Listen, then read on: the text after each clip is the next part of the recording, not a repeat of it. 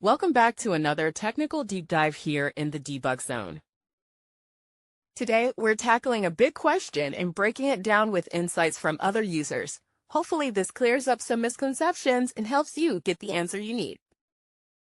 So, buckle up, stay a little curious, and let's jump right in.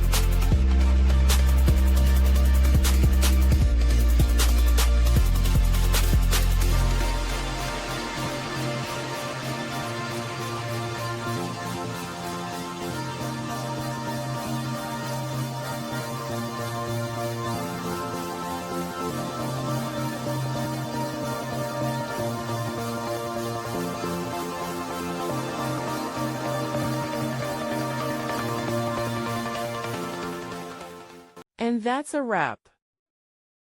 I hope you found the answer you were looking for. If you did, take a second to hit that subscribe button. It really helps out. And let me know in the comments which solution worked best for you.